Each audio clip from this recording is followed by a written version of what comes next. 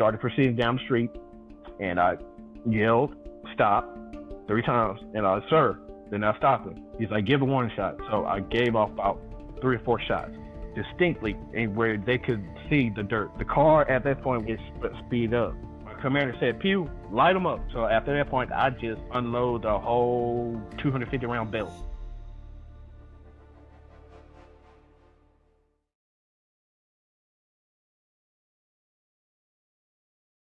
Roger, thank you for being here today.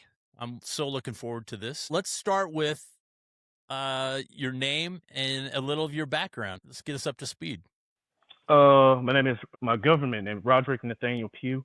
I was born in Grove Hill, Alabama, raised in a town called Thomasville, Alabama, which is next town over. Um, Good old country boy. Joined the Army in June 2001. I was 21 at the time, I want to say, around about the time when I joined, because I joined late. I have 3 kids, all girls. Also, I'm a grandfather, a young grandfather, that is, because my oldest daughter, I adopted her. Um, uh, Other than that, just besides finding out this newfound history that I made, I love hunting. I love fishing. Those are like everything to me, hunting and fishing, because I was raised up on spring water, well water, outhouses, and most of the time when you had to get your meat, you had to get it from the woods. Wow. How did you end up joining? What made you join the Army? So initially, I was going to join the Marine Corps because I was following after one of my cousins because he already joined the Marine Corps, and I was seeing how he was living, and he was telling all the stories of how it is in the Marine Corps and being in the infantry. So I was like, you know what? I'm going to join. I'm going to join and follow after him because I always looked up after my cousin. And by his name is Fernando Pugh, Marine Corps vet. Always looked up to him. He's my first cousin, and he was the reason why I wanted to join the military. And then, so when I found out that you had to know how to swim, so I was like, "Oh, I'm not going to join the Marine Corps or Navy, doing that because I can't swim a lick." So I end up, I went to the MEPS, and 2 days later, the MEPS recruiter called me. He said, "Hey, when do you want to go to the MEPS station in Montgomery, which is in Montgomery, Alabama, to sign up and stuff?" I was like, "As soon as possible." So I'm ready to leave the country, ready to see the world, and ready to see what I could do for my country. And where did they send you to basic? So I went to basic at Fort Benning, Georgia, 17 weeks. And that's including your advanced training, which when I went to basic training was when 9/11 happened. So when 9/11 happened, I was in the middle of basic, and we just completed the basic training phase, and we was doing the AIT portion, the training portion for your MOS. I can still remember it was yesterday. We was doing training, and we all got called in, and it was just like big, huge mass chaos. Just like you could just see soldiers just running to their barracks, to the designated areas and stuff. So they all consolidated us into their huge auditorium conference room. So our commander came in. He asked who all have family in the DC area and the other 2 areas where the flames happened. So those soldiers went out to a separate area with the drill sergeant in command, so they got briefed. So once that happened, after they came back in, most of them was crying, and I was still puzzled, like what the world was going on. So there was a couple of guys there that was mentioning, like, "Hey, there's some planes that just crashed into Trade Center and in Pentagon, bro. I think we're finna go to war, bro." And so some of the guys started panicking and stuff like that. And then that's when the command finally came out and told us what was going on. And then not even before nightfall, we was already getting live ammo and gear, body armor, and designated units was getting stationed even on main posts as we're doing for security. That's when security lockdown initiated, even coming on the training side of Sand Hill for Fort Benning. I can still remember that like yesterday. What were you thinking? I hope I don't get killed when we go to war. That's all I was thinking. I hope we do not get killed. Let's go to war. That is it. I already had it in my mind that once I signed up, at some point you possibly can go to war. So So I had the mind frame of like, okay, it's about to happen. So let's see. Let's see how this is going to go. Back me up just a little bit. When you first went into Fort Benning, what was that like? The first few days of basic? It didn't bother me because I was so used to living in the woods in the country. So being in the city, it was just like, okay, this is cool. I'm in the city. Okay, I'm just ready now to get basic training over with and be able to move on. Because I was kind of anticipating of what's to come because of my cousin from the Marine Corps. He kind of gave me a little head start of what's probably to come to happen to me as well. When 9/11 happened, did they, while you were on base, did they ever show you video of that, or were you never saw that till later?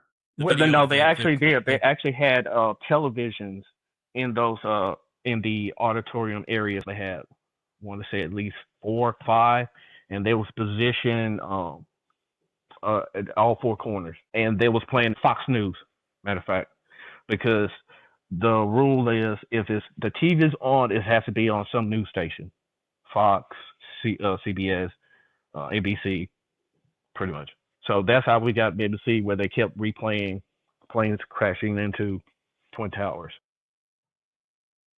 That must have been surreal. I could say I was just thinking in my head like something wrong with whoever is doing this because they is asking for a world of hurt because they have not realized what they have just done. Yeah, they woke the giant, right? Oh yes, oh yes. I've seen that for firsthand and experienced it very much. Okay, the days following that, how was that? The training and everything that was happening on base after that? At that time, they conducted to where the training that we need to finish up. They changed the schedule around to make sure that we still do our live guard that we were designated to, and then plus still do the training that need to get completed for us in order to graduate. So we were finished doing training and then doing rotation for guard. Did you enjoy the training? The specific, was there one particular aspect of the training that you enjoyed the most? I actually enjoyed the physical part of PT, physical training, to help out so I can have longer endurance. That was the biggest thing for me because I was already getting exercise growing up in the country, and then plus getting chased by wild hogs or coyotes or something. So I was good on that, but just the army training just alone, it actually gave me a tiny little edge afterward, like for my body and performance and stuff. That's something I cherish very much. Until your cousin had said something to you, did you ever think about going in the military, or was it strictly your cousin that made you want to do that? No, yes. We have thought about it because we have plenty of family members that was in the army. That's like went in the Vietnam War, and and told me stories about what happened to them when they was in Vietnam and stuff like that. So I pretty much we have military in our family, but my cousin Fernando, he's the most recent in the family as for joining the military. Okay. Okay, so what happened next after basic? So I got stationed. Well, I got 30 days of leave, which I spent back home at Alabama. Then I got stationed. My first duty station, which was Germany, in Freiburg, Germany. Ray Barracks, home of famous Elvis Presley, where he was stationed at. So I was fortunate to be stationed at Ray Barracks and living in the exact barracks where Elvis Presley was stationed at when he was in Germany. I was there for a year. Now I can say this where you can get a laugh out. Now my first experience when I flew across that water and I flew into Ramstein Air Base, I'll never forget it. When I stepped off that plane and I saw all that snow, I instantly thought I was in Rocky IV. I just thought to myself, I said, "Oh Lord, what did I get myself into? I have no family here to help me. Please, please watch over me." I mean, that was actually the first time that I was actually scared. I was really scared, and then it took me meeting a guy in my unit He was from the South. He was from South Carolina, and he calmed me down and showed me the ropes and stuff.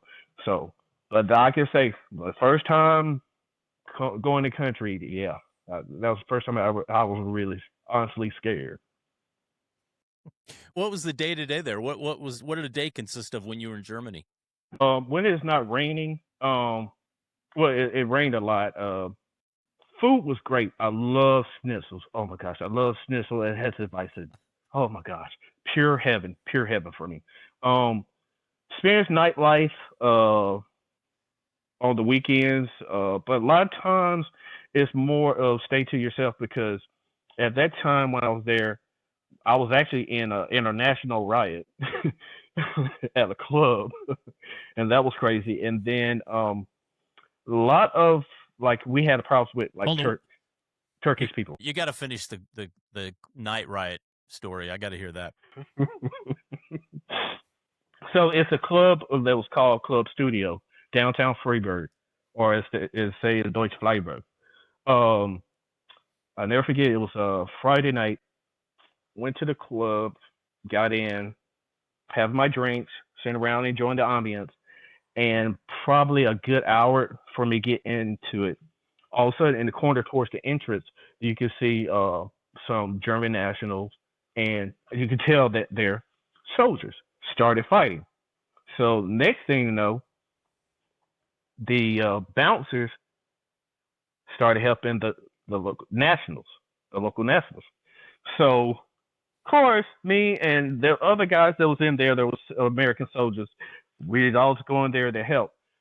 So once we all fighting, scrambling all over everywhere, somehow they called the MPs because the base was not even probably a mile away, if that, because it was really a walking distance. So they managed to call the MPs. So they had the MPs, and then they called the Polizei. So inside you had us fighting to where we moved to outside the club. So it was one big international war. So you had American soldiers and MPs fighting against the Polizei and local German nationals.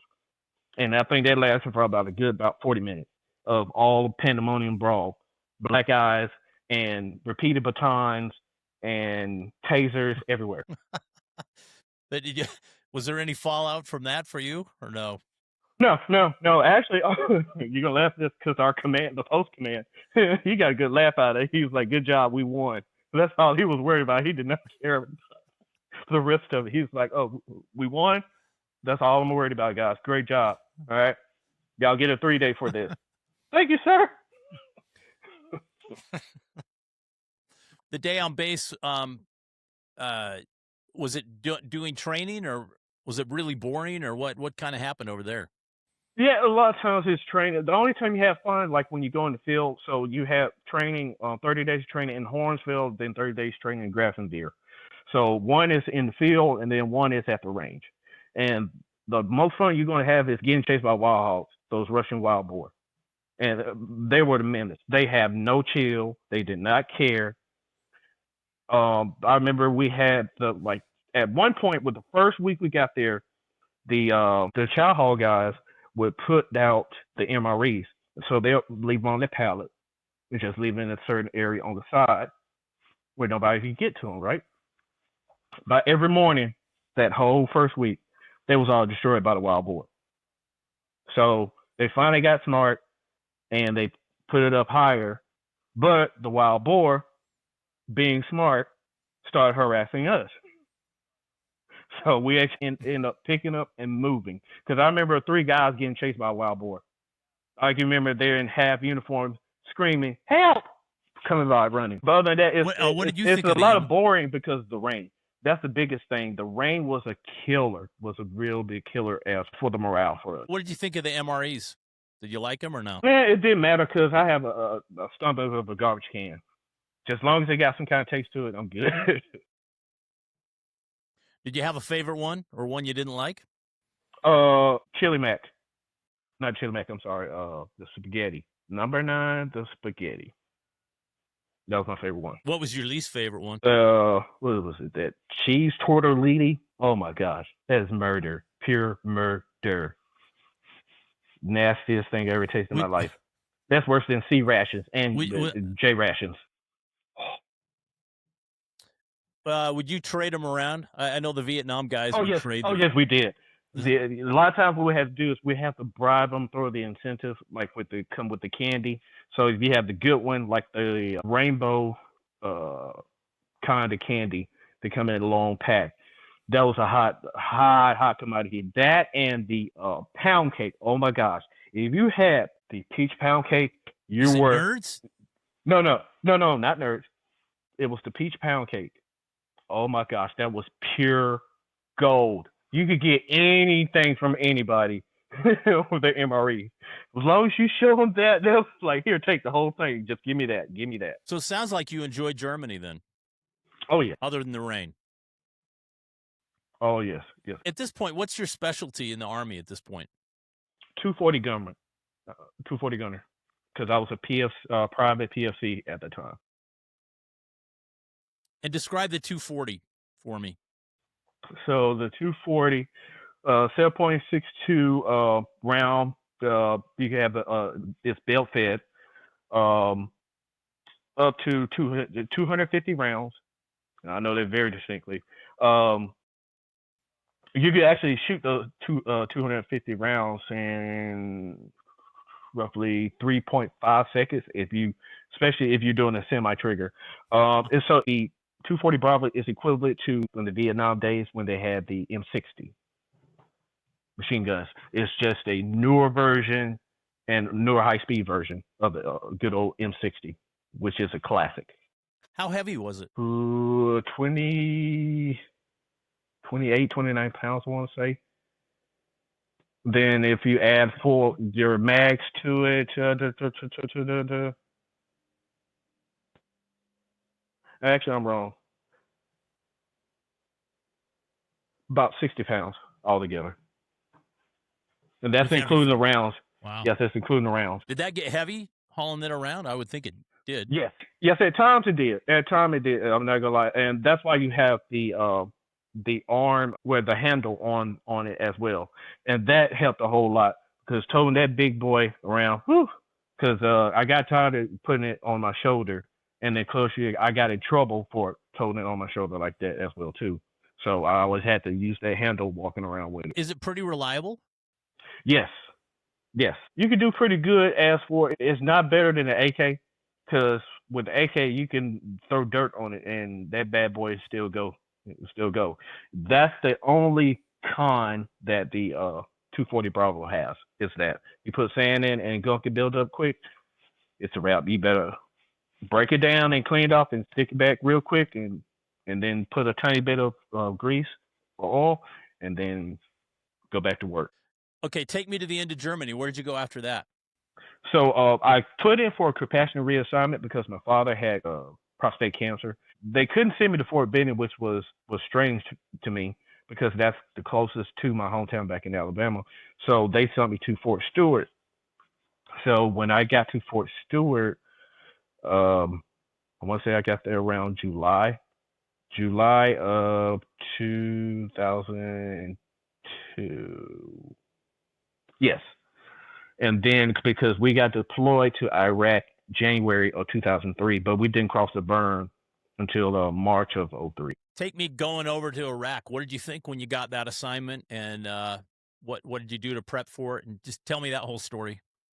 So when I got to Fort Stewart, did the in-processing process, got to my unit, and they already told us, hey, don't get too comfortable because we're going to get deployed. They're not going to say the official word yet, but you're going to get deployed. So be ready. So we did an NTC training, which is National Training Center out at Fort Irwin, California. So we did that training before, but I didn't get to go because they had just coming back from Fort Irwin for their training, getting ready to prep for Iraq for the push and stuff. So the training that we had there, we still got to be able to do there on the base to, fine tune, cross the T's, dot the I's, and get ready to prepare. So we got the call. I remember actually we was on leave. I'll never forget this. We was on leave and it came up on CNN and saying a third ID is deploying to Iraq And as soon as I saw that, I just looked at my wife at the time. I was like, "Well, this is a crazy way to get notice that you're going to war." And she panicked, of course, and stuff. So um, I want to say not even a week later, 2 days later, we was already prepped and start packing up connexes and get ready to go. So we got deployed. We left January during the first week. I can't remember the date, but it was just right after uh, New Year's. We got sent over there. We got to Kuwait with the Arab John, got the equipment that we could get at the time, and then we What was set that up in the like? desert. So that was a totally different experience because for me, first time going to a Muslim country and experience the customs and then interact with us. So it was pretty cool for their side to work with us and to if let us know what kind of issues that they deal with already at the moment before we kicked off. Was this? So Are this you was talking about Kuwaiti soldiers then? yes. Is Yes. that what you're? Yeah. So they they was with us at the beginning, but they saw once we was about to get ready to take over everything, they actually initially pushed back off. But they were still there for if they need if we need any kind of help as for intelligence or something like that, they was there to help us. And then plus they actually told us how Saddam treated them before. So that was a big help too. So we went to the border. We set up the camps. I remember setting up Camp Pennsylvania. That's where we was at Camp New York. And then there was one more camp because there was three big major camps, and we was all lined up on the border. So the day before we got the briefing, I remember distinctly it was a handful of Iraqi soldiers that was set up in the towers.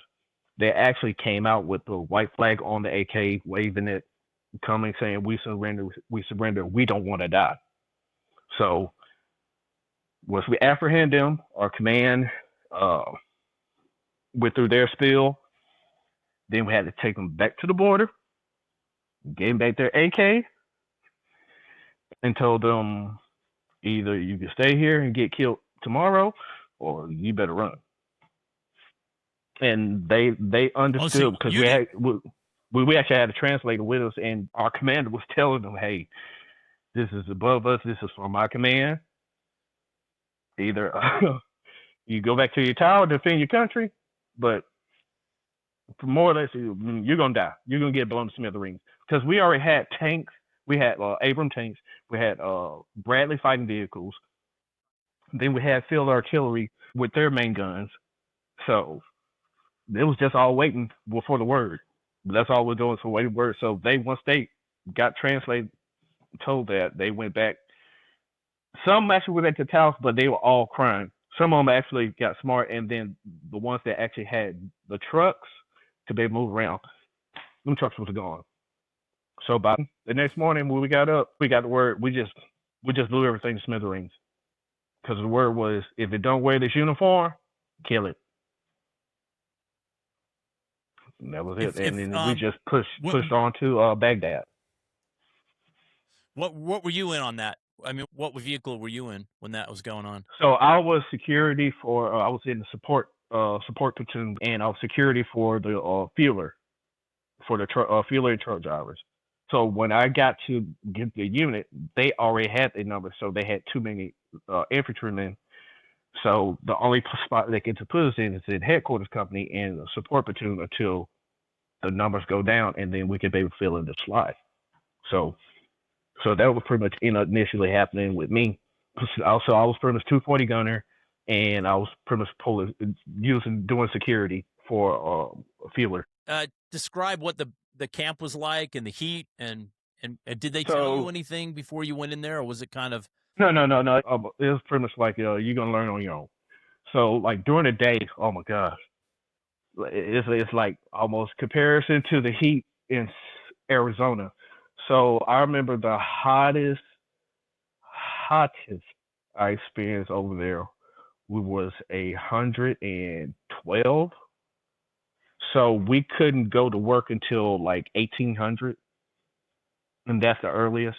And then we had to be done by 03, because usually around about 4 or 5 in the morning, the it'd be freezing cold, and then once it hit by 4 or 5 in the morning, it just started getting hot, hot, hot. So you pretty much have to be in the tents during the day, and we barely could get training because of the initial sandstorms we would have.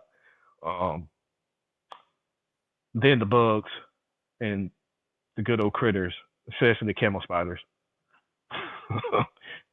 Yeah, we've got to talk about those a lot. What's that? The camel spider, Yeah, tell me about that.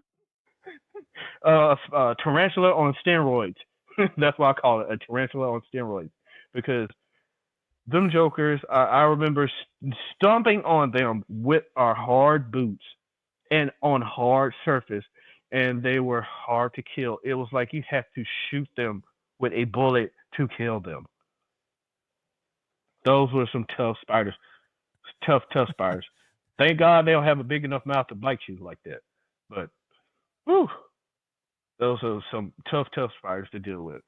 And then every once in a while, we had those sidewinder snakes. It was a sidewinder. They're a viper, pit viper, and they actually move sideways. I actually saw one as it was moving. It was moving sideways, and it actually burrowed itself in the ground while I was hunting. It was the coolest thing I ever seen. And also while I was out there before we got across the berm, I actually got scared and I killed a camel. I was trying to use the bathroom, and Tell me that story.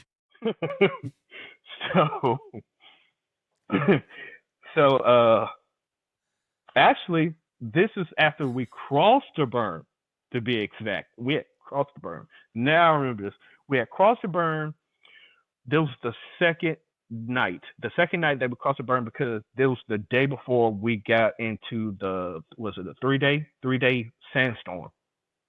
3 days straight sandstorm.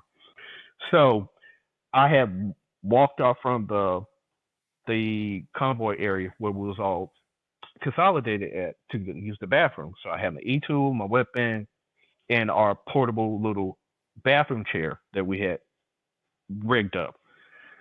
So I found a good spot. Also, nobody wanted to babysit me, so I could be on the business. So I got down, started handling my business, and then it was all nice and quiet, but you could still see above the light from the rockets, missiles that are coming from the base naval ships from the ocean going towards Baghdad. And luckily, the camel got up close enough to I actually finally started hearing him getting close, and that was him breathing. So by the time I heard it and turned around and I saw the flash silhouette of something huge and big, I just unloaded full mag and screamed like a little girl at the same time. And then, so after that happened, I cleaned up, picked up the stuff I had, and hurried back to the area. So someone came up and said, "Hey, you heard somebody shooting?" And somebody, a woman was screaming. So I was like, "I ain't hear it. I ain't hear it at all. That's crazy. I hope they all right." So I remember that distinctly. Wow. No fallout from that after the fact? No, no, because once a deployment happens, when war starts, the rule of the ORE, or rule of engagement, is totally different. It broadens your limits of power of what you can do and what you can't do. So at that point, that was an honest mistake. That camel scared the dickens out of me, and I just had a trigger finger. I was in war. That's my excuse. The vibe before you guys started shooting and going on past the berm, what was the vibe like? Were people amped up and ready to do it? People scared? Were people The infantry guys excited about it? Yes.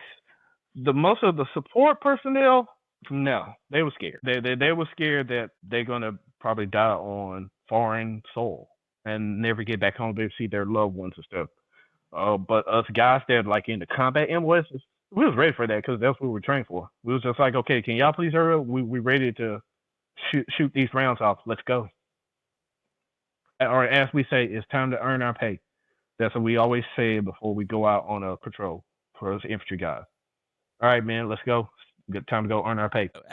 Keep going with that story. What else happened in Iraq while you were there? So the next day, we started moving back again with the convoy. So at this point, we'll start moving. And I was with the unit. The one unit I was with at the time was third ID, First Brigade, 27 Infantry, which is the same unit as our Medal of Honor recipient, and the famous Thunder Run. So the initial Thunder Run is initially started with us, 27 Infantry, First Brigade. So once the war started going, we had crossed the berm. So after the camel issue, so we left the next morning. Once we left the next morning, we was pushing for our next objective, which was called the Karbala Gap. So the Karbala Gap is this wide dirt road, and is surrounded by a huge lake. So on one side of the lake, you had a Republican Guard division, which we didn't know. So we initially was coming into Karbala Gap, and we stopped in place. Our command sergeant major had stopped us in place. Once we stopped there, we was there probably 30 minutes, just lollygagging. But at the same time, we actually had a unit, a group of SF guys attached to us. So that's when I got initially introduced to sniper. Oh. So one of the snipers was actually surveying the side where the regiment was at. So that's how I got introduced to sniper at that early time. But I didn't think about it anymore later on in my professional career. So he was observing, and he was relaying back to us. He was saying, "Hey, go get your command sergeant major. Tell him come here now." So he came. So our command sergeant major came, and he told me, he said, "Hey, I'm looking through the scope right now. You got a whole division of Iraqi army over there right now, and they're assembling together, and they look like they're finna get shooting mortars." By the time he said that, you could hear the thump, 4 thumps, thump, thump, thump, thump. They shot off mortars. So he yelled, "Hey, incoming!" So we all yelled, "Incoming!" Got down. So they shot probably 300 meters away from us. So they started shooting again. They started dialing us down. So by the time they got down within about 100 meters, that point, our command sergeant major, he screamed and yelled, "Get the F out of here now." So we all jump in our vehicles, haul-tailed, luckily on through. But once we got through, that's when the firefight really started, because that's when we had fought for 2 nights straight, back and forth with that whole division, just before we finally got through. And then once we got to that point of the Karbala Gap, it was pretty much easy sailing until we got to the west side of Baghdad, where the airport is, because our unit, we was the first ones to actually initiate taking over the Baghdad International or Saddam International Airport. So when that happened, we got through the Karbala Gap. So as we was coming into Baghdad, that's when we started receiving a lot of fights, a lot of RPGs, a lot of mortars to it. But before I got there, so we was on this stretch which is called MSR Tampa. On that, that's the main highway still even today over there in Iraq. We was coming down on the convoy, and our convoy got hit. So they actually took out the fueler that we was in. So they managed to shoot the engine to disable it, but not shoot the tank that was full of jet fuel. So once that happened, my driver got out. We tried to flag other guys that was in the convoy that was coming by to be able to jump on for a ride and stuff. So my driver, he got to, but my way of getting it out was I had to jump on a Humvee of one of the guys from the maintenance section. And I told him, "I don't care. I ain't got no room. Just get me out of here." So I had threw my 240 on the Humvee. And now, mind you, these are not heavy armored vehicles. These are soft shell, just plastic. So I was on top of the Humvee with the plastic, holding on one arm with the plastic of the Humvee, and the other on the 240, laying down rounds. And so it took us about a good mile before we finally got off. And then They end up recovering my vehicle, but we end up losing the vehicle again the day before we got into Baghdad International because it was a night mission and we got ambushed again. And our nods went off because I remember we had our nods on because it was all blackout. Put your nods on. So the nods was pieces of crap. Some of ours worked, some of them didn't work. So, or you have what we call the disco nods, to where when you turn them on, it'll blink in and out like a disco ball. So, end up, I had one of those bad boys. It did the disco ball, then blinked out. My driver, his worked for 10 minutes and then it was done. So, next thing I know, the fueler went off the highway into the Tigris River, half of it. Because I remember once we went to the Tigris River, jumped out. The only thing I could save was my 240 Bravo. Climbed up round on the side, on top of the fueler, and jumped off the back. And that was it. So all I had left was my 240, can of ammo, and the gear that I had on. That was it. That's all I had. Gosh. What period of time? How long has all this taken for you to get to the airport? In 1 month. Is this a matter 1 month? And were you getting because firefights you have to almost every remember, day? yes, pretty much every day. So you have to remember, this war that we went through, this is the fastest war that was ever done. President Bush was mad at us because we went through everything so fast. Because I remember once we got done when the ceasefire actually happened, the guys that was relieving us from the old Ironside from Germany and Fort Campbell, they was mad at us because we didn't leave nothing for them so they could maybe get a combat action badge or a combat infantry badge. Are guys in your group getting hurt along the way? Did you see much of that or no? Yeah, we had a couple guys got blown up during the initial firefights and when we get ambushed and stuff like that. We didn't really see a whole lot more action. Once we took over the airport and we consolidate in the heart of Baghdad, we really didn't see a whole lot of action until maybe 2 weeks after we got a ceasefire order. And then once we seen that kind of contact, it was just mostly pop shots or breaking curfew. Back me up a little bit. Taking over the airport, what was that like? Was that exciting, or was it just kind of walking? That was crazy. There? I could still remember. I even have still in some of my nightmares and stuff. I could still remember seeing the 787 airplane going in flames from the rounds from a Bradley 25 Mike main gun. Because the order was nothing cannot leave the airport, and you have to pretty much arrest everybody that's at the airport and stuff, even with the zoo, because there was a zoo on the opposite side of the airport too. That was very famous as well. So when we initially came in, the first thing was we took out the airplane that was trying to leave. And then we took out all the other things that was actually on the tarmac. Then we started checking out the air storage where you put the airplanes at. The hangars. So check this out. They had, I remember distinctly, it was 4 hangars. And in them 4 hangars, each hangar had a different purpose. So he had one hangar full of gold-plated, like toilets, sinks, bedposts.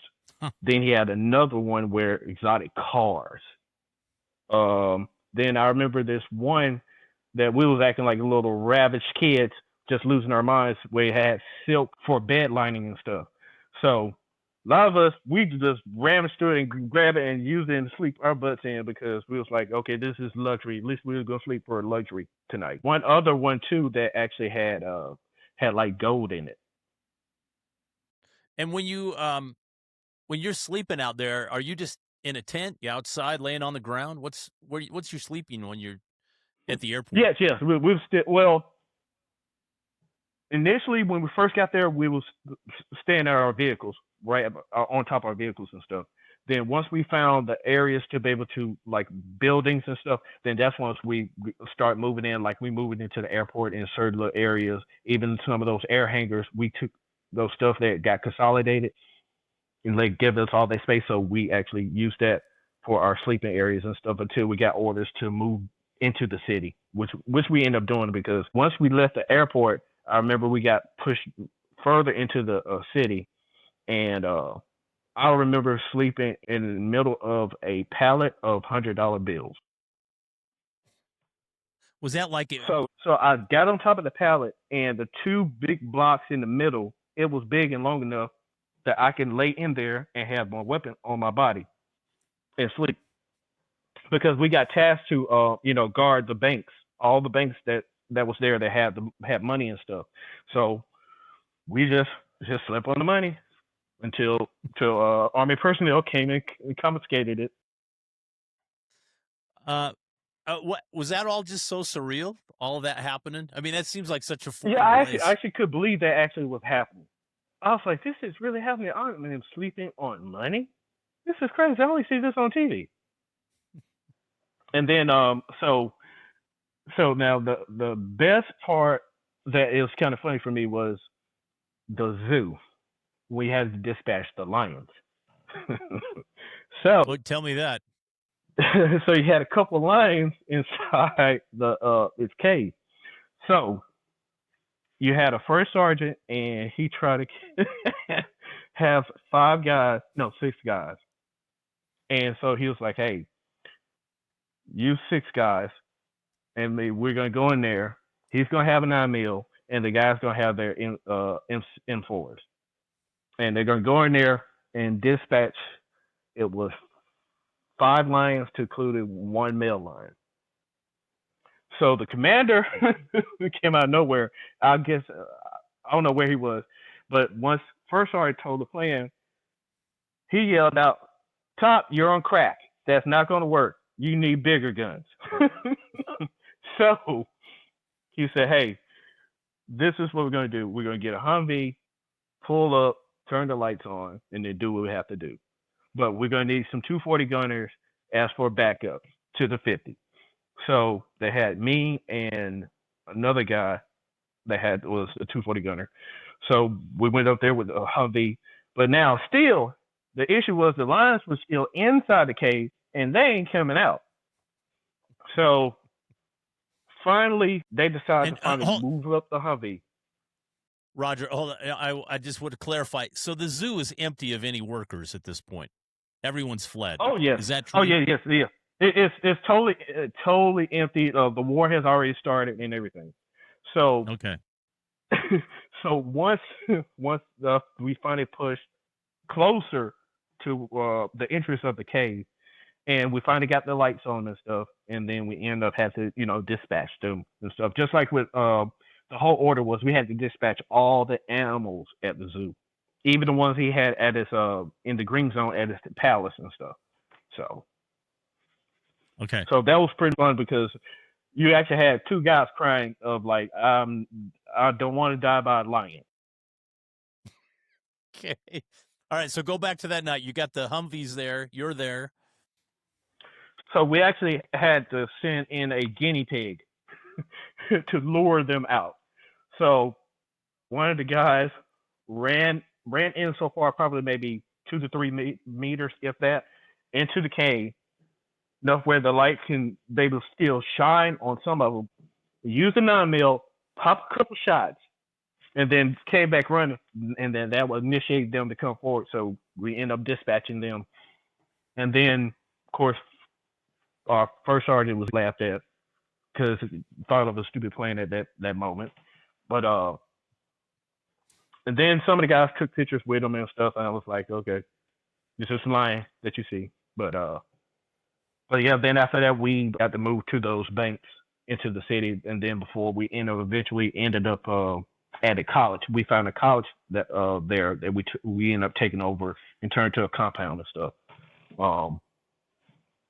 Once that happened, we actually got more of those pop shots. Because I remember one of my guys, I'll never forget it. This is when I got my first kill. My actual first kill. So we are just been set up probably not even 2 weeks. and the guys are set up on top of the buildings, all four corners, and we have rotational guard. So I wasn't on guard because I already did my guard shift. So one of my guys was going on his shift, and soon as he stepped into the guard shack, he got a pop shot. He got hit. So once the car came by and did the drive by, they went down the end of the block and turned around to come back. So by that time, we could still see from the top of the building of them going down the street, turning around, and started to come back slow. So by that time, we started doing the medical evaluation for my buddy. And so then my commander, he got me with 240 gunner and two guys with M4s and himself. And so he said, "This is what we're going to do, Pugh. We're going to go out. You're going to be leading in the front. I want you to yell, stop 3 times. And then if they don't stop, you give them a warning shot. Give them a couple warning shots right in front, okay, so they can see this your main business. And then after that, if they don't comply, then let it rain. Got you, sir. That's all I need here." So we moved out as a four-man squad. I was leading it. My battalion commander was right on my right shoulder, and the other two guys, one was on my left side, and then the other one was behind our commander.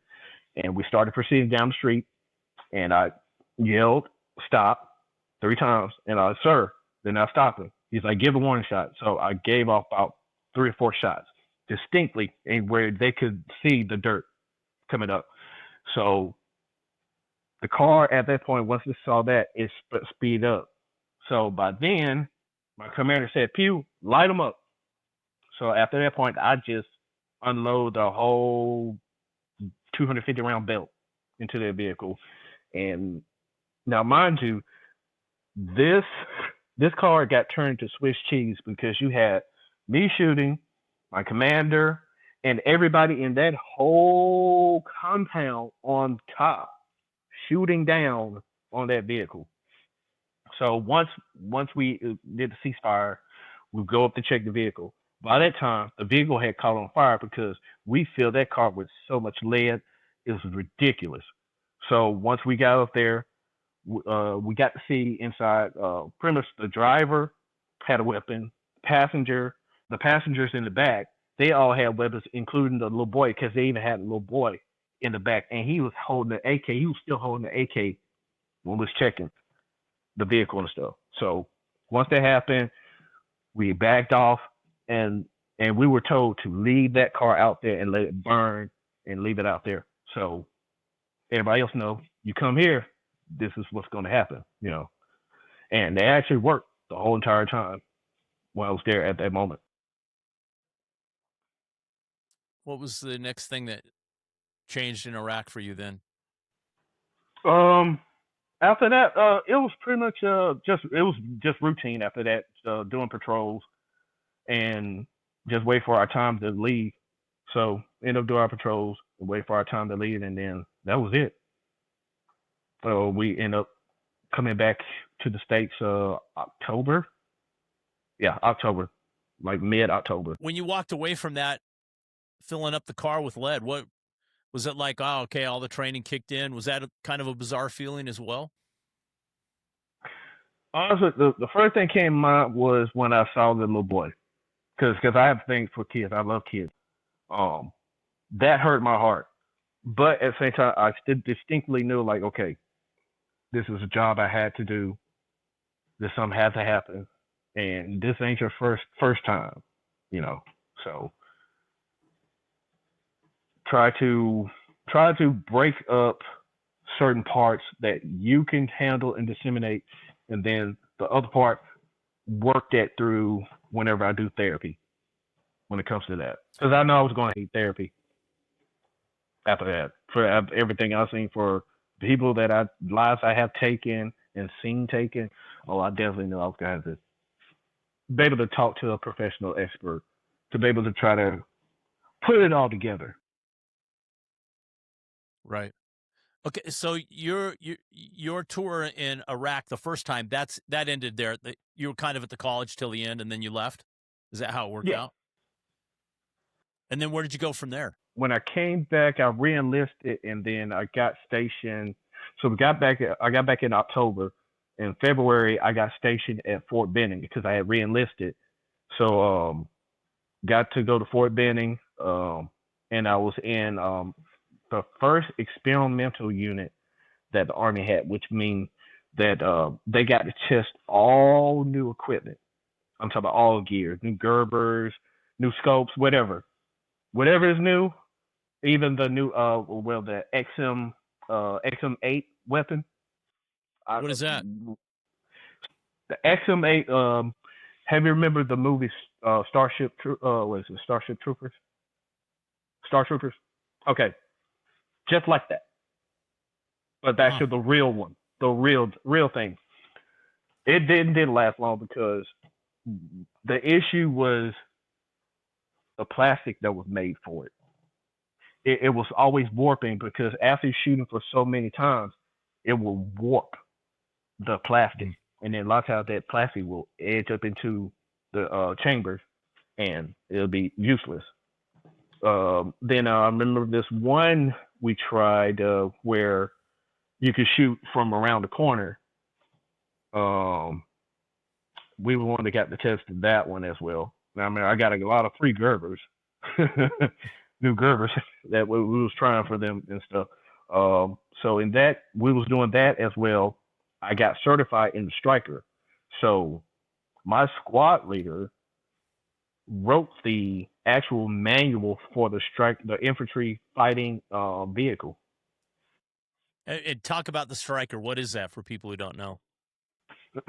So for the striker, you have different versions. So you have a medical version that's used to carry personnel that are hurt, and you're going to have 1, 2, 3, 4, 8 wheels, 4 on each side. 2 front turns. The last 2 don't. So it's pretty much on wheels. The wheels are self-inflated. So if they get burst, you can still maneuver, but at 40 miles per hour. And so with the infantry variant, so the infantry carrying unit, you could have a 9-man squad in the back. The remote weapon system for the vehicle is a remote weapon 50 caliber, which you control. So you're gonna be inside and in back, and you have a little screen, and that screen is pretty much a screen for your target because you have a remote control, just like if you're doing a pilot simulator. Same deal. To be able to shoot your targets and stuff. Then you have the driver. Now the driver has a screen on the inside to where it's going to give you almost 360 degrees, but you're going to be able to see a whole lot even at nighttime with this. So I was end up being a driver before I end up learning the vehicle commander position, and I loved it being a driver because I never had to get out the hatch. I always kept that door closed, and as long as I was looking at the screen, I was good because the screen was very good at detail. So you wouldn't be able to miss nothing, and you won't be able to cause a wreck or anything like that.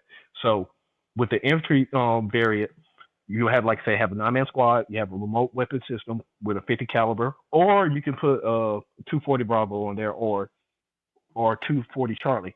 240 Charlie is the same thing as a 240 Bravo. The only difference is you're taking the butt stock off of it, and you're just adding it to the vehicle part of the weapon system. So the RWS is the remote weapon system that controls the weapon stuff on there. It gets up to 70 miles per hour. I pushed it to the limits. It can do 70. It's pretty fast. That's pretty much it with the striker with the infantry carrying vehicle. Now you have another variant now for the tankers. Now initially it was the 120 millimeter for the Abrams.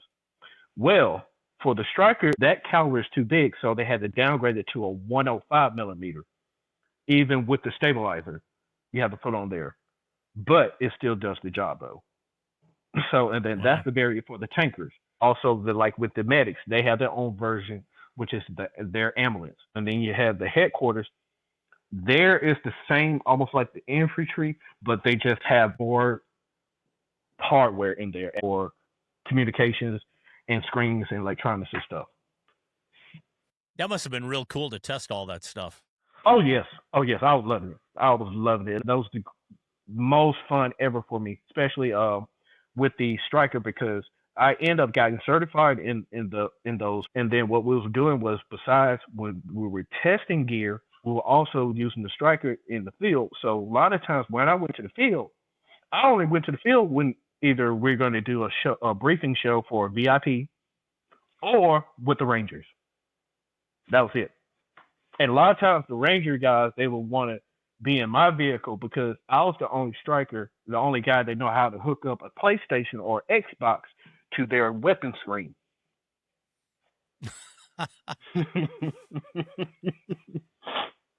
So while they out there doing their little training and we're on standby, I would just crawl out from the back of my driver hole, go and pull out my my PlayStation out of nowhere, and then I'll just do my rig game in the back, plug it up, turn it on, and just sit there on the one of the chairs, the benches back there, lay back and play the game until they call us.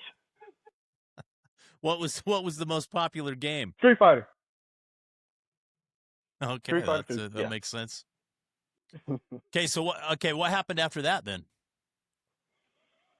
Once I did that, did those briefings and stuff like that, so I did another reenlistment, and I got reenlisted for Fort Bliss, 3 years, and I got airborne school in my contract. So I got a chance to go to airborne school before I went, and that was July 05 when I went to airborne school. So I went to airborne school, got done, went on leave, and then went to Fort Bliss. So when I got to Fort Bliss, this was September 05.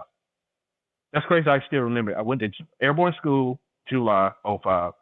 Then I got to Fort Bliss September 05. And I was the 5th person in the whole entire brigade. This was a whole new brigade that they were starting up. So the unit I was in, which is 212 Cav, which is there at Fort Hood, they got moved to Fort Bliss to start this new brigade, 4th Brigade, 4-1 Brigade. Let's get ready for initial resurge for Iraq. So once I got there, got to the unit, once we started getting personnel come in, I want to say around December or January, right after the new year, I was being told that, hey, you might be one of the guys who's been going to sniper school. So a couple months went by, and then I want to say February, not a couple months, I was told, I said, hey, get your stuff, get packed together. You finna go to sniper school. What? Like, Sergeant Major to pick you and 4 other guys, 4 other infantry guys, because we was literally we didn't have a home section, so we was only 4 infantry guys, and Sergeant Major said, y'all going to sniper school. So the S1 guy, hey, get them guys, get them packaged, they're going to sniper school. Sniper school is at Fort Benning. Yeah, it's at Fort Benning. Okay, tell me about that. What was that like? That must have been exciting, right? No, it's the same thing like basic training for me. Camping. Yeah. Camping. A month and 1 week vacation. That was literally for me. Because when we first initially got to sniper school, so the cadre, they'll tell you, they was like, hey, raise your hand, are you from these states? So they named Alabama, Mississippi, Arkansas, Texas, Georgia, Florida, North Carolina, Tennessee, Kentucky, West Virginia, and Mizzou. So all the personnel that was in there, they raised their hand. And I raised my hand, of course, going on from Alabama. So the cadre said, after he said, hey, look, hey, everybody else, take a look at you guys that got their hands raised. They're going to pass. So everybody's like, what? So so one of the guys raised their hand, and he was like, why you say that? Because for those guys that grew up from those states, this is exactly what sniper school is. We just going to give them a little bit extra to learn. That's it. Other than that, it's going to be light work for them, which it was, because the first week was physical, where they physically beat your body up. make sure you can be tough enough and your body can endure some tough missions that you probably gonna end up having, especially if you get a mission where it's just you and your spotter. I mean, and that does happen a lot. So first week is hell week, pretty much. They're gonna beat the crap out of your body and do all kinds of stuff. They do remind you and let you know at the beginning, sniper school is 80% mental, 20% physical. They always want us to keep in mind with that. So the first week is pretty much like going through obstacle course. You'll be up for 24 hours straight. You can't sleep. So that consists of all kind of exercise and getting sprayed with water hose, roll around in the mud, and do some more running around in the mud. That consists of pretty much the first week. Second and third week, we started to learn how you make a ghillie suit, guesstimation of a target, of where you have to be able to guess an estimate area of how far your target is, and what elements that you can use in nature. If you really learn how to use the formula that they teach you, you can be able to look at a tree and see how much is swaying to determine how much you have to turn on your ticks on your scope to adjust, if you have to adjust going down or going up, or if you're going to have to initiate turn it to move it a little bit to the left, so many clicks, or to the right for hitting your target. Because a lot of times some guys can look up and learn and be able to adjust stuff off of Kentucky winds, just like famous Alvin York. Prime example. So once we learn those different tactics from the different classes that they taught us, so the fourth and fifth week is pretty much at the range, qualify the range. You do have, like, as for the stalk and shoot, that is the most famous killer for a lot of guys to go through after graduating, because you can still go to sniper school, and on the last day of school, you can still get kicked out. I saw it happen when I went through. This guy went through and made it all the way to the end, 5 weeks and 2 days, and he got kicked out for doing a small, stupid, simple thing, where he couldn't earn this patch. I mean, his tabs. I'm sorry. So the stalk and shoot. So stalk and shoot, the way they had it set up for us is 100 meters long. There's a designated area out there on range at Benning, 100 meters long, 100 meters wide. So you have one end, the cadre, that's going to be looking for you to try to spot you. So you have 3.5 hours, I think it was.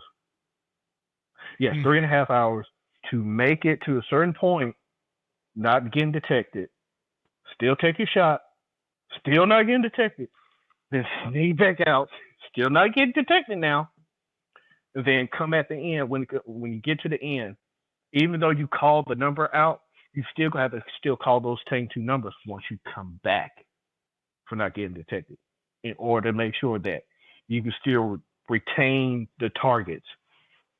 So that's pretty much how initially it goes. Sniper school, 5 weeks and 2 days. That's how long it is. And pretty much that's a win for me, because it was like camping, especially when we was in the field the first 2 weeks. Oh my gosh, I was loving it. It was a vacation. The only thing was I wasn't allowed to have live ammo to kill wild animals. That was it. What were the main things that make a good sniper, would you say? Discipline and will. If you have discipline and will, you're deadly. Very deadly. Did you feel pretty confident going into that last day? Oh yeah. I was ready to get it done.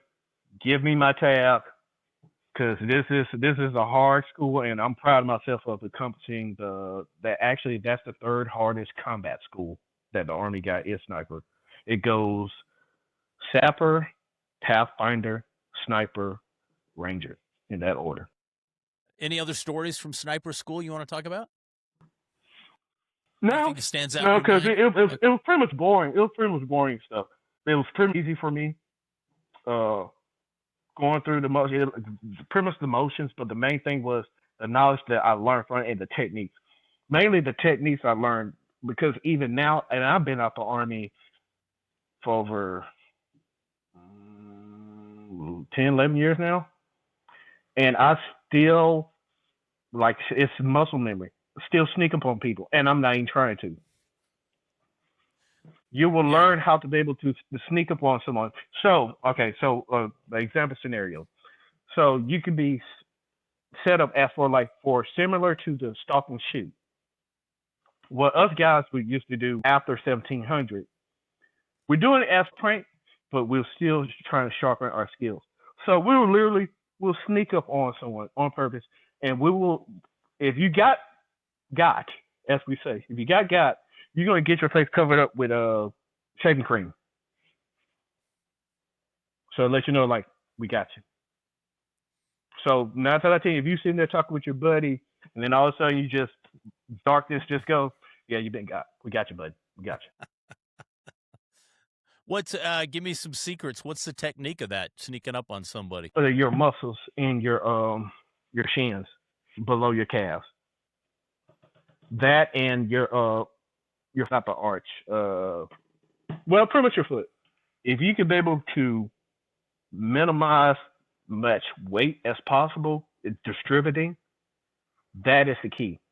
The key is the distributing of weight when you're moving. As for like when they say just take 7 pounds of pressure, it do, but it takes about that much if you're gonna do 7 pounds. You can actually use from top of my finger and above. That's all it takes, and you could lay off a single shot. And with the breath control, that's another thing. Breathing, be able to to control the counterweight as you're walking, and get the strength. That's the main thing. You have to exercise your lower extremity, your legs and stuff, in your feet, because you have to do a sniper call. So they're gonna teach you a sniper call. So sniper call is you're using the tip of your fingers and the tip of your toes. That's how you're gonna be moving during like that course of the stalk and shoot.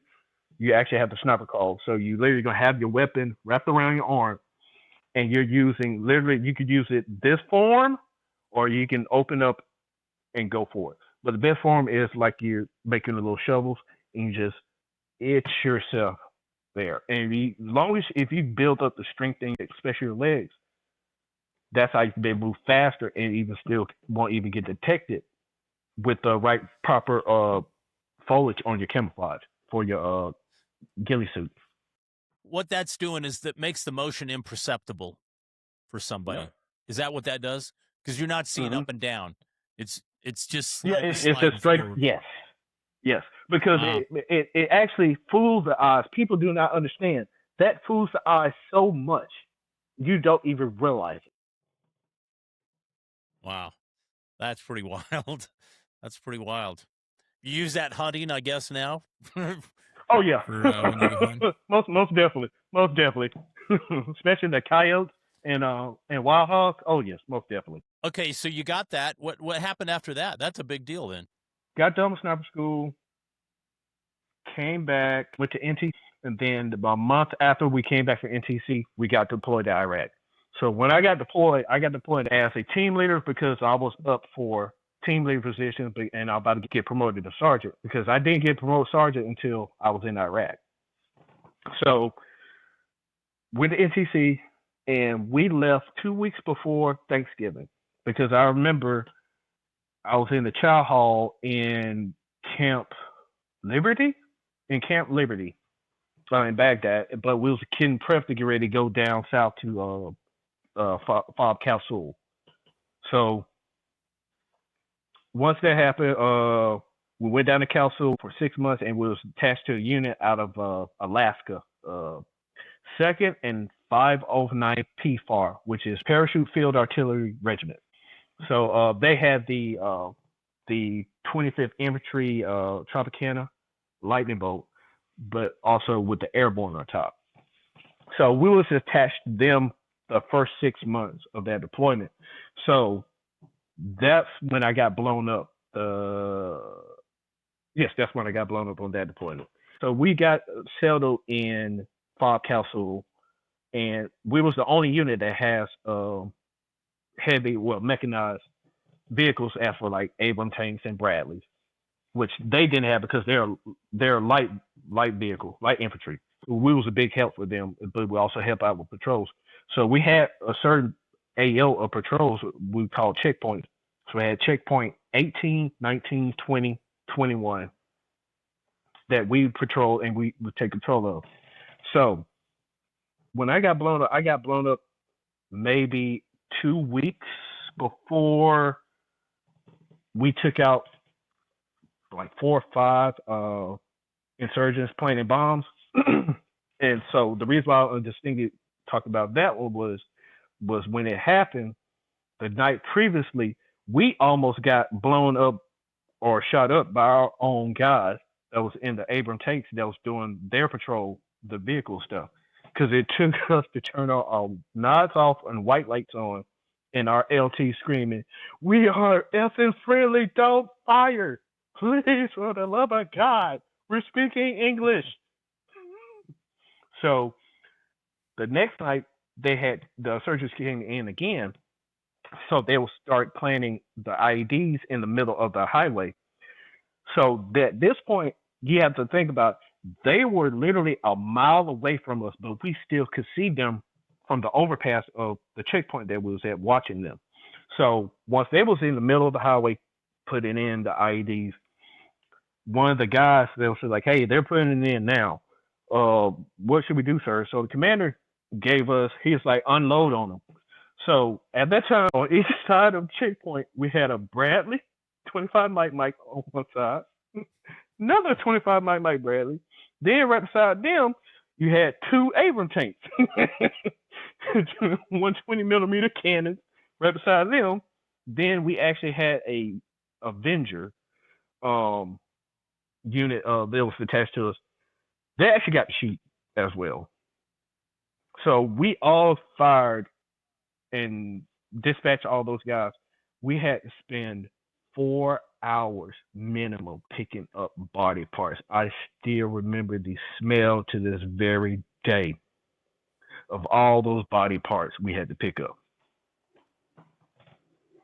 That's I would say out of all my deployments, that was the most grueling moment in my life for me in my military career was the smell of those body parts and that we had to pick up and stuff. I'll never forget that. Never ever forget that. So after that happened, like I said, about 2 weeks later, we was doing the patrol. We passed checkpoint 18, 19, 20, 21. Turn around and coming back, checkpoint 18. So mind that the checkpoint 18, 19, these are the IED hotspots. Even though the last one we had was at 21, because 21 and from the point where they put it at, it was a mile away, but it distinctly had 3 palms. So we know we see those 3 palm trees, that's a mile away from our checkpoint. But back to checkpoint 18, 19, those are the hotspots where all the IEDs get put at all the time. So apparently they had put one just right past 18, heading back to the fob. So once we got into the area, I was in the lead vehicle, and my platoon leader was in the vehicle behind me in the middle of the convoy, and he kept yelling on the radio. And I remember the radio was going in and out. And then last thing I remember hearing was Pugh, stop. By that time, boom, ID went off on my side. We managed to get we pulled off to the side of the road, but not that much though. But I can remember I kept screaming, my eyes was burning, because I could remember just feeling the chemicals from these pointing in my eyes. It was just burning. So it took for them to flush some water, flush out my eyes. And then it gave me like 24 hours, but it didn't take 24 hours for me, because once they really flushed it out real good, then I finally got back to be able to see, and then shoot. The next day I was back on patrol. Wow, what had happened to the vehicle? Were you in a striker? Is that what you were in? No, I was in a Humvee. What, Well, I was actually oh, in a wow. Up Armor Humvee. Yeah, I was actually In a one what? in a Up Armor Humvee. So what happened was EOD had told my platoon sergeant. He said, "Hey, if they had buried that IED not so deep, he'd be dead and gone. If it was not buried so deep, that's what literally saved me." But here's the thing: even though we had Up Armor Humvee at the time, we also would still have to put sandbags on the floor.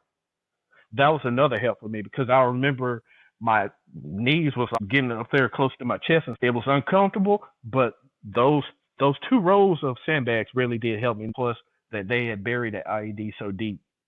If they didn't, I wouldn't be here today to talk to you. I'm glad you made it back, sir. I'm glad Appreciate you made it back. The Iraq had changed from the first time you were there, right? Everything it evolved. Oh yes. Talk So about that. the first time the initial push, we with the Green Zone took over. So the second time I went, I was a part of the reinsurgent of Solder City. So 212 Cav, 4th Brigade, Fort Bliss at the time, which they're back at Fort Hood now. They was one of the initial units that was part of that insurgent era. So our first 2 months, once we left Cowell, left South Iraq, and moved back into the city, back to Baghdad.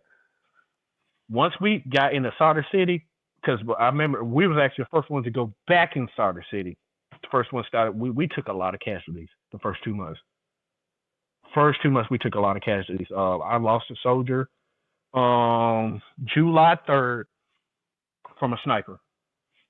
And the only reason why I wasn't there because once we left Cowell and came back to Baghdad, I got pulled off from my unit and I got put on a special assignment.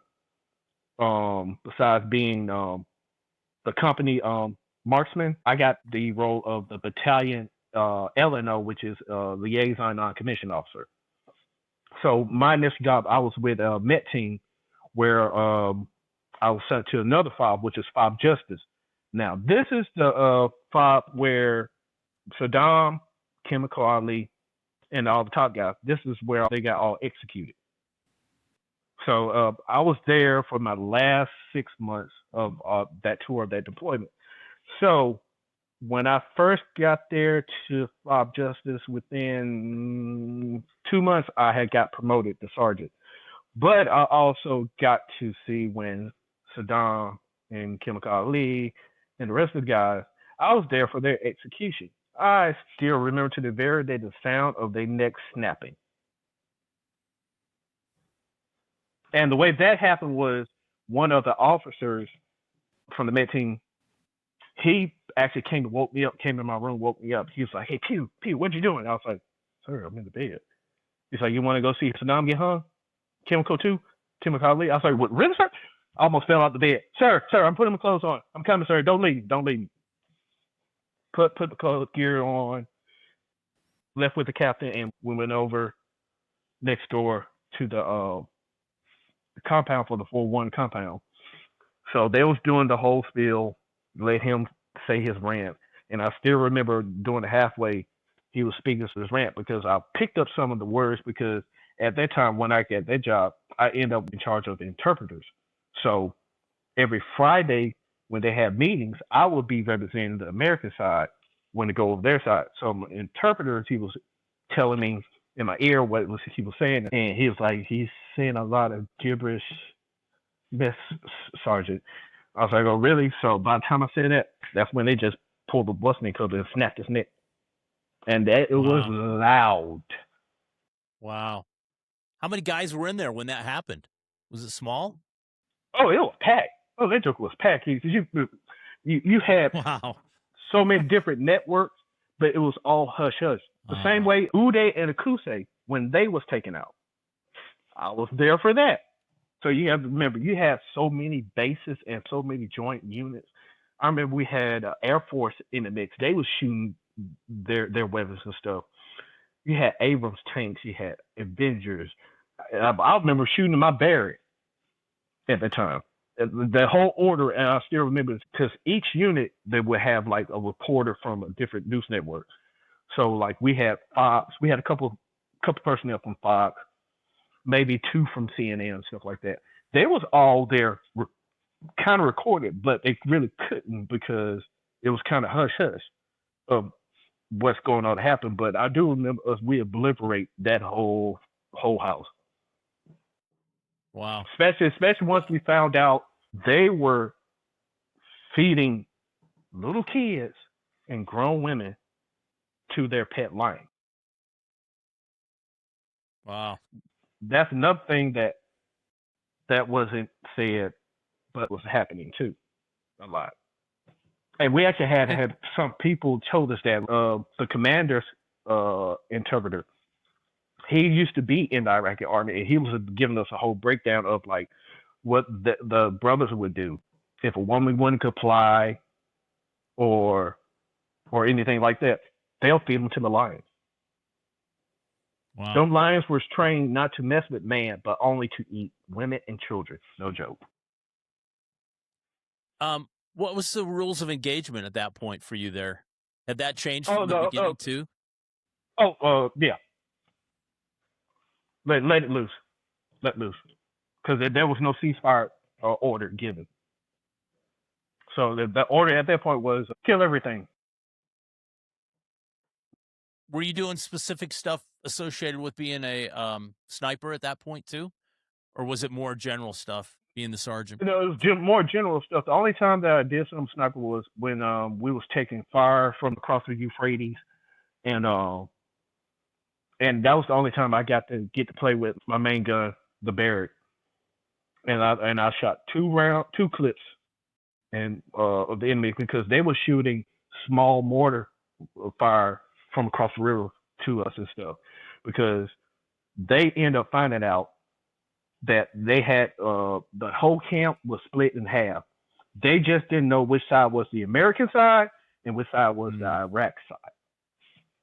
So once they had found out that which side was the American side, they would start mortaring us. They had did like four nights straight before we finally got to be able to take them out. Just a point of reference, how far would your rifle shoot? How far could you actually hit somebody with the rifle? What's the distance you felt comfortable doing? So with an M4 or M16, 500 meters, 500 yards, pretty much. So now with a Barrett, you can do a mile easily. Wow. Even still with the trajectory jump, drop and windage, but it's you can still hit a mile because the longest shot I took was 876 meters, and that was shooting out an engine block, and I hit the engine block center mass. Wow.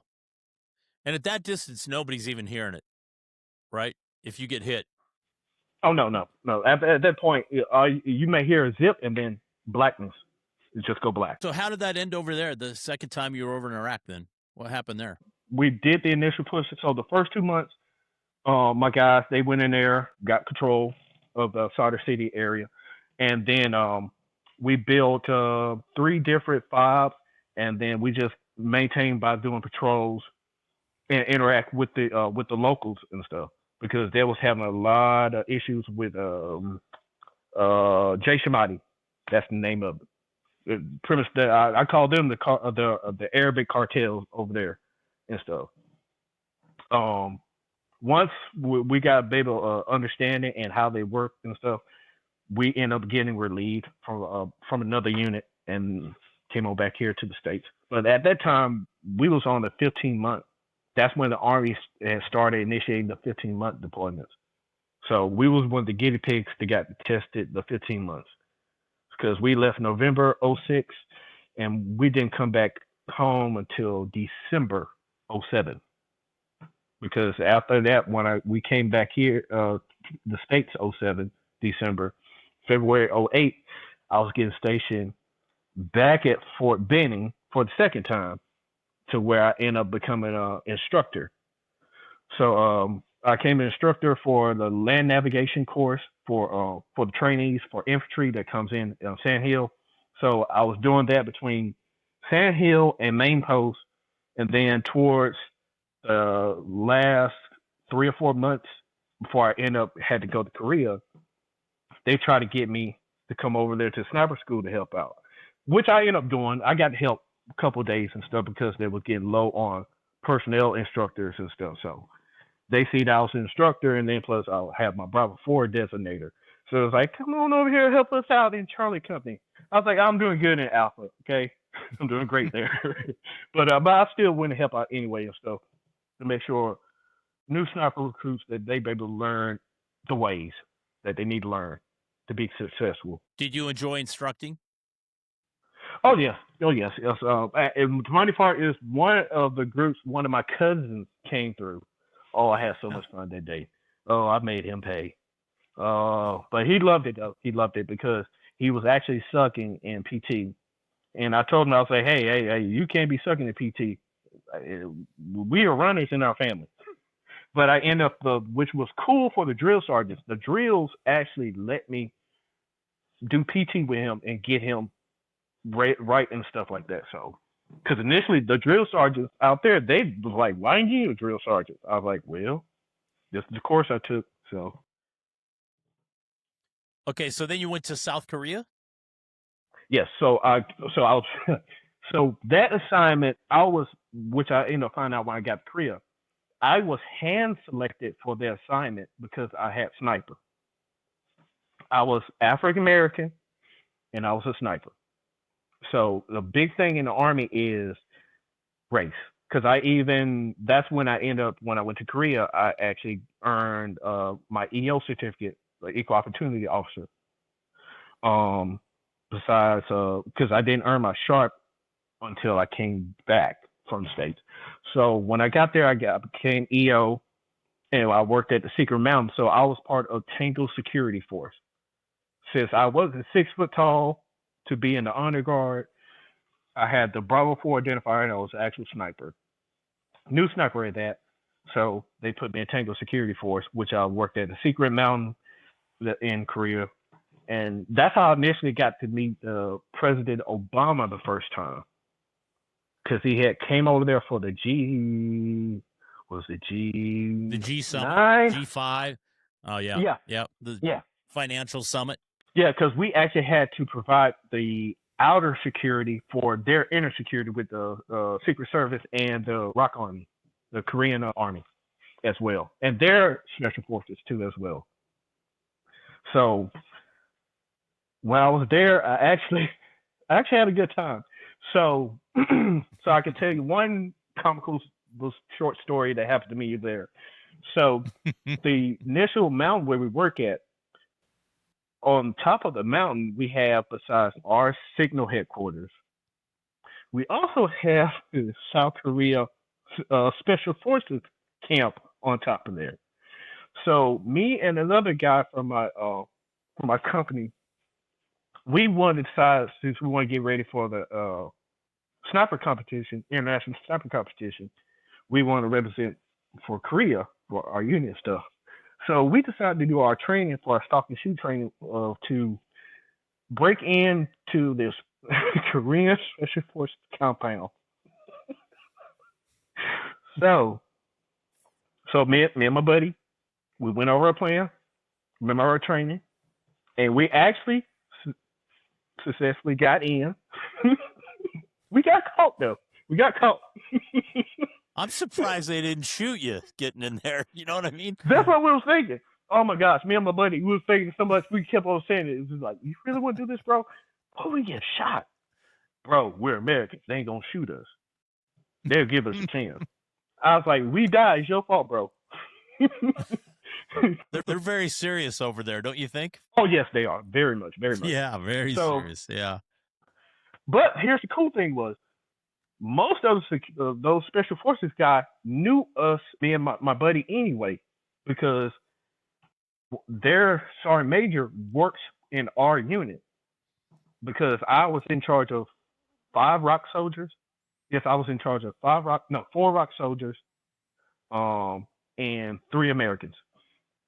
And so their sergeant major, he's prior special forces, and he just came off of a special forces duty. So they still knew him and knew me because me and my buddy, we both had sniper qualifications, special operations qualifications, pretty much. So we kind of got off easy because of Sergeant Major, and then the way that I didn't get in trouble through my command was during that time, my commander at the time, I saved his life in Iraq when he was a lieutenant. Mm.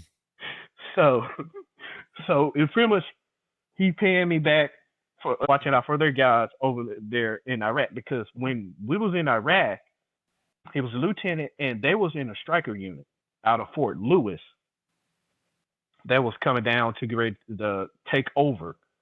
And my old commander, he still remembered that. He said, "Hey, Pugh, we good now?" I was like, "Yes, sir. We good, sir. We definitely good." I appreciate it so much, sir, because I was about to get in trouble for it. Were you stationed up by the DMZ line in South Korea? Is that where that was, or was it somewhere else? No. It was also where I was stationed at. So I was in Zone 2. Zone 2 is Seoul, Korea, but I stayed at the Air Force base by the Secret Mountain, which is called K-16. So that's where I was staying at. So the only time I went up to the DMZ area was where we did like qualifications or certain particular training, which we did, which we had to go up there for training for a week. I remember that for sure. And that week while I was there, it snowed. That's the first time I experienced snow in South Korea. And then on top of that, right by the DMZ, I'm talking not even 100 meters, probably 50 yards, that close. I was that shocked. I could believe that we were sleeping that night 50 yards away from the DMZ line of North Korea. That whole DMZ. I've been there. That's pretty freaky up there. It is. So it is. You're not lying. You're not lying. It messed me up mentally. And then when you go into the local town, that messed me up even more. They was like, "Hey, we don't really party too much around here, being that close to the DMZ." I was like, "Really? Good God!" So, so you have pretty much had to wait to go down to Zone 2, which is Seoul, that's where I was stationed out of Yongsan, to be exact. Okay, so, and then what happened after South Korea then? I got stationed back to Fort Stewart. Initially, they were supposed to be sending me to Fort Hood, and somebody in Branch must didn't like me. They was like, "Oh, you've been to Fort Stewart before. We're gonna send your butt right on back to Fort Stewart." So went back to Fort Stewart. So when I came back to Fort Stewart for the second time, this was the new brigade. They actually started another new brigade, 4th Brigade, and I was in the sister unit, 3-7 Infantry. Since I was in 2-7, so it was like, "Oh, well, you just go to the sister unit." So I got stuck there, and then I ended up got in headquarters platoon, scout platoon, had my own squad, trained them guys up for a little bit, and then at some point, I want to say my body started shutting down on me, and then just put in for med board. Sat down, talked with my commander, and just let them know, like, "Hey, my body is done. It's done." How many years have you been in at that point? 13, I think. Wow. Yeah. Yeah, 13. Yeah. So you got out. Mm-hmm. You basically got out at that point? Yeah. Mm-hmm. And what have you done since then? What did you do after you got out? Pretty much take it easy in my book stuff, because I'm 100% total and permanent disabled. Yeah. So I suffer from besides my PTSD, I have chronic migraines from it.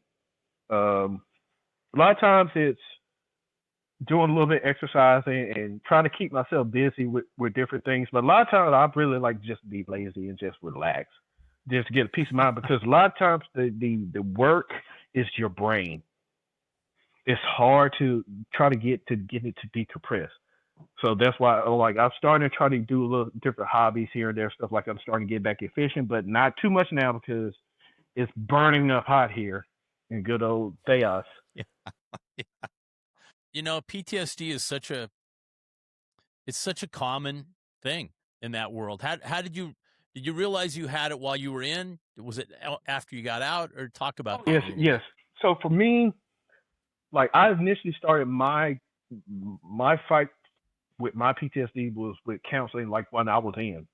I didn't start receiving counseling from a therapist until I came from Korea, when I came to Fort Stewart for the second time. When I got there, I started doing the memoir process. I was starting to see in myself as for my body start wearing down on me.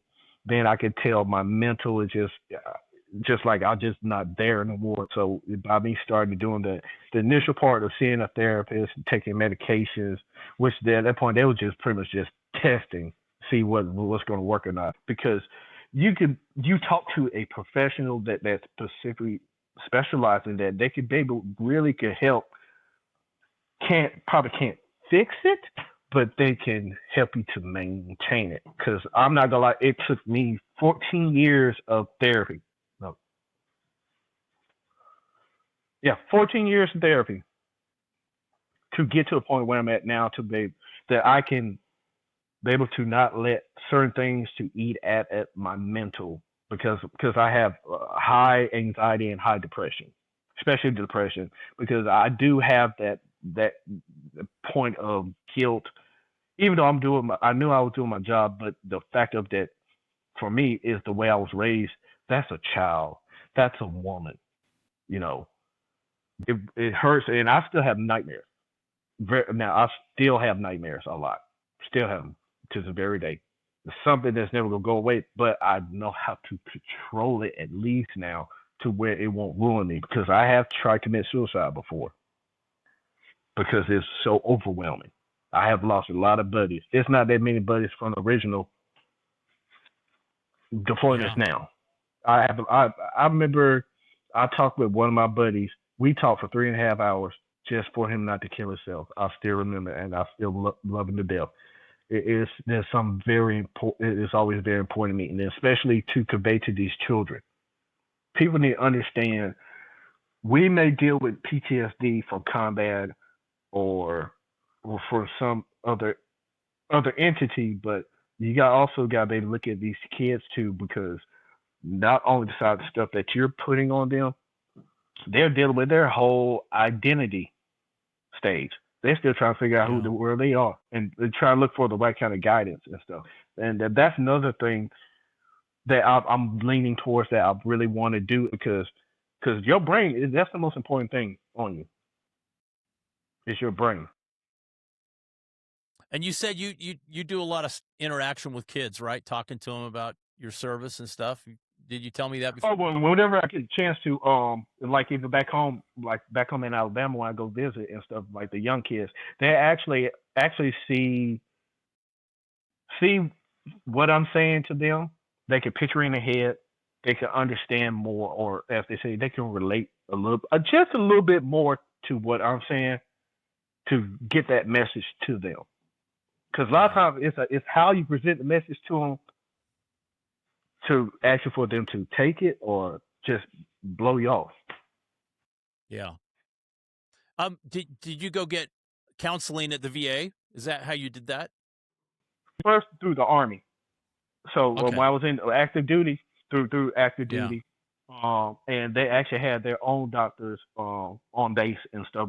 We didn't have to go to a civilian therapist or anything like that.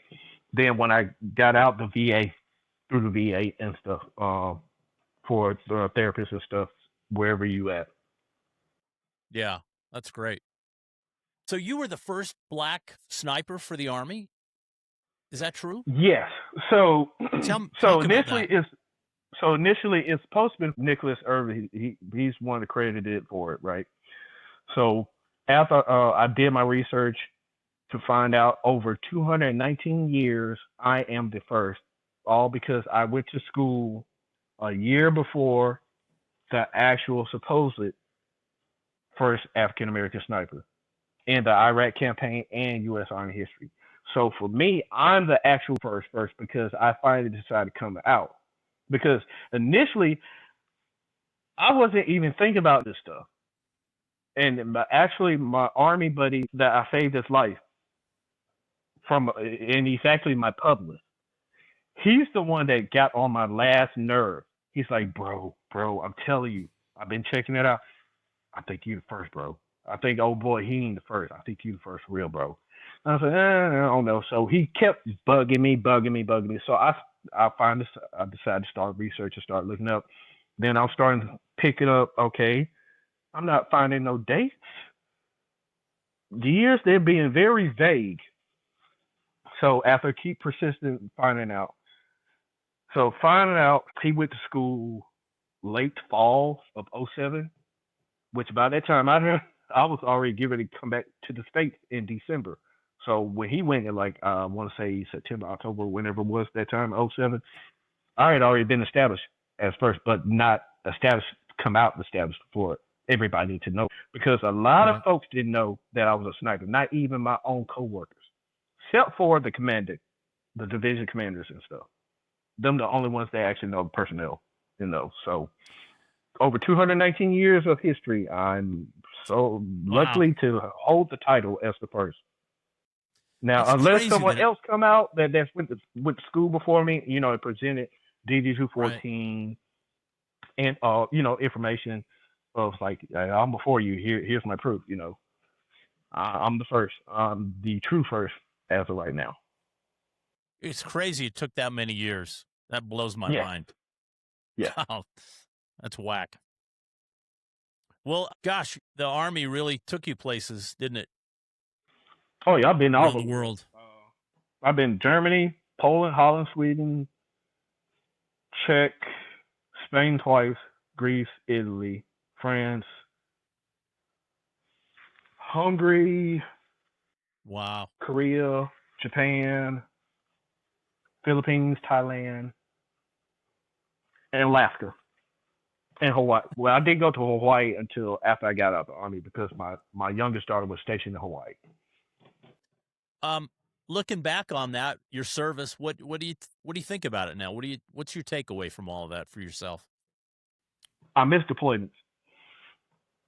I miss these deployments because I had less responsibility and I was actually a little bit less stressed, believe it or not.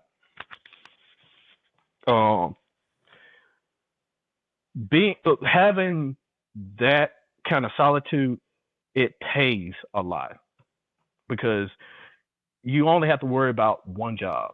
That's to stay alive. Listen to your command and stay alive. That's literally it. But I actually do miss the deployments of the camaraderie that I had with my buddies and stuff. As we say, the day ones. You do it all again? Oh yeah. Yeah. It's the mindset that you got, but people have to understand. The mindset you have the mindset of you're accomplishing something or whatever it is going to be to do it, and you actually do it. Just keep that same mind frame and just stay at it. Well, Roger, thank you so much for sharing, and welcome home. It's a great honor. It's a really great honor to hear your stories and to have you share that with us. So now here's a little bonus for you because I like your podcast. So I was talking with Chris Cowell 2 weeks before he died because he's a part of the Brotherhood. Once you're part of the Brotherhood, you're always part of it forever. So what that happened was I just moved. I was just getting out, and I had just moved here to Texas. I moved to Fort Worth, South Fort Worth to be exact. So I found this gun range that they had in Burleson, which is south of Fort Worth. And so happily, he popped out there one day. So when I was there, I had already shot my rounds and all that stuff and get ready to take off and get ready to go home. Him and the soldier, they was coming in. So when I see him, I was like, "Old fart, what's going on, brother?" And we talked for a few minutes and stuff. And I do remember saying to him before I walked off, I'll never forget this. I said, "Bro, watch these Ranger boys. You know how those Ranger boys are. They not right in the head. We ain't right on the head, but they ain't right in the head. Remember that, bro." And he's like, I got you, brother. And we both dapped each other, and I told him, "I'll see you later, bro."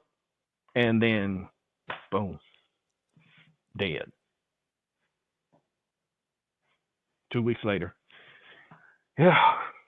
No, I miss him. He was a good dude. Good dude. Can't wait to see him in Van Hollen. Good brother, for real. Good brother. Now, I never have got to meet Nick in person, Nicholas Irvin. Haven't got to meet him in person, but I have got to meet Chris Cowell before he passed away. Wow. Yes, that's what I want to talk about your book. Let's go there. My book, Two Lies. Like I said, based on true events. And actually, my book is about 25% of the stuff that I have seen and done. It pretty much details my life from birth, where I was from, all the way up to when I got out. The main thing from my book that I want people to learn from it is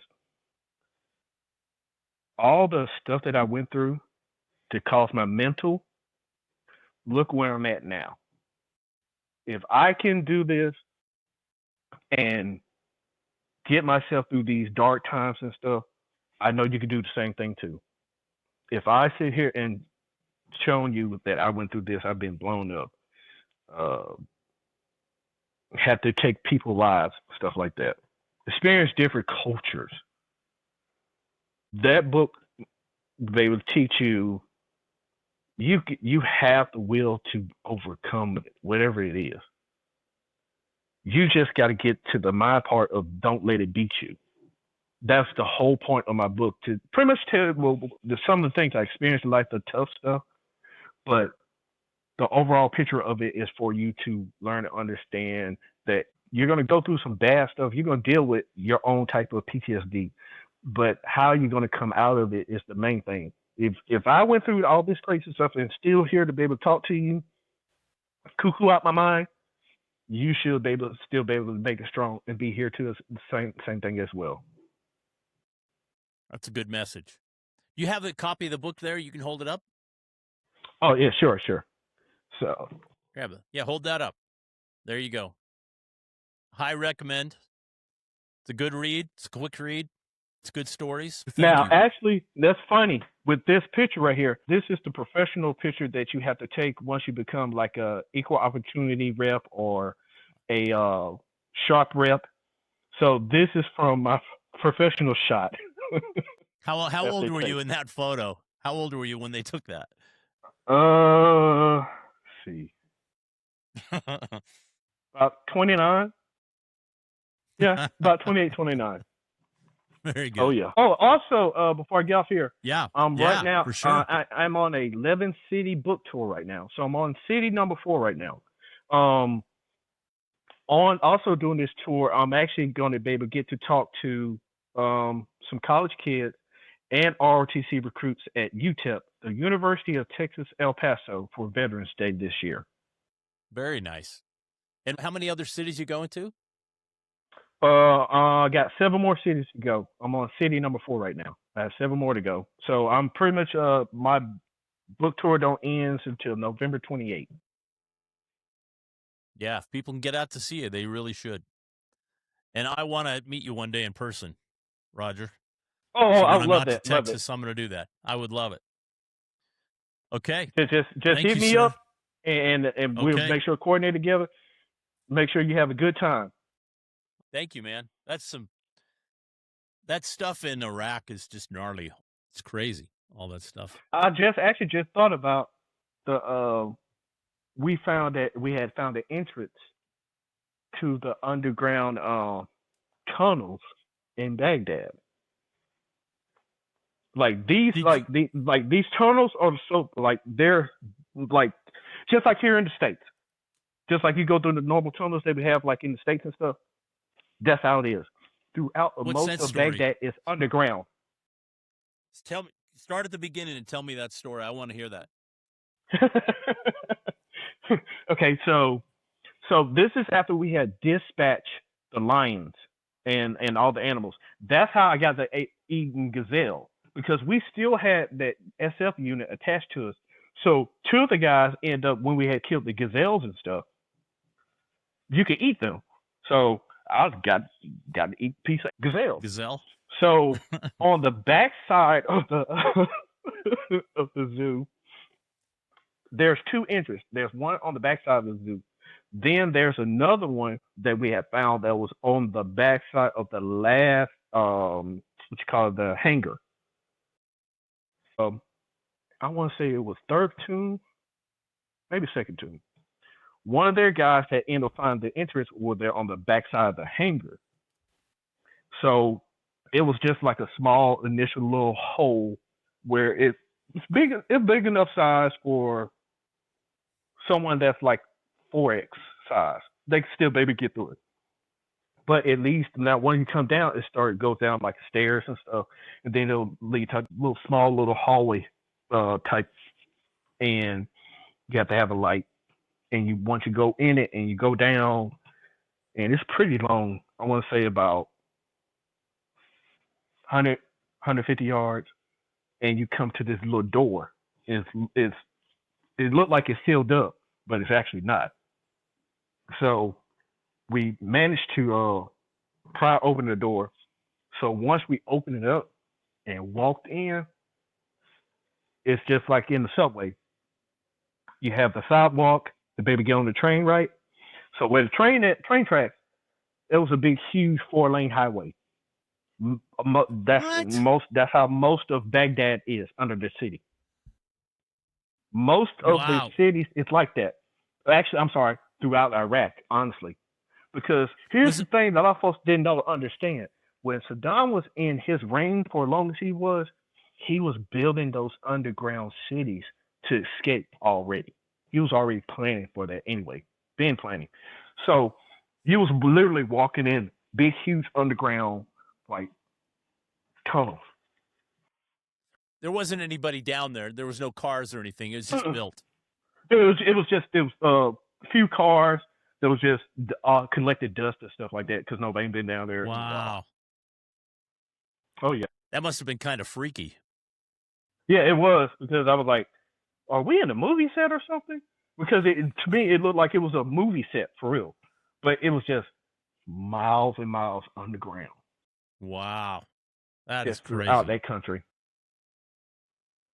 And that was the first time you were there, right? When you did the second time. No. That was the first time. Yes. Because it's by the airport. First time by the airport. Yeah. Mm-hmm. Oh my gosh. Oh yeah. See, you've lived an interesting life. I'll never forget it. You've lived an interesting life, Roger. Everybody says that, and I was like, I have, but I don't tell people about it because I'm a humble type person. I like to be humble. I don't like to sit there and brag and boast about stuff. For what?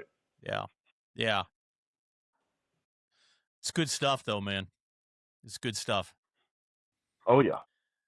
What a treat, dude. Thank you so much. Thanks for reaching out to us. I'm glad we could do that today. I just want to try to, like I'll tell Aaron, I just want to make sure to try to get my story out there as much as possible, and then the truth to come out, because like I was telling her, so many folks did not want to hear this truth. Like ever since my stuff started getting validated and now I'm finally being recognized, nobody barely talked to me. Well, people like their mythology and their stories, and they don't like that you know what I'm saying? That's a human. It's human 101, unfortunately. Yeah. I really appreciate just how raw and real you are about stuff, and humble. And honestly, if I was going to say one thing that I found that audiences like is they like guys that are humble about stuff. And I feel like that really comes through with you.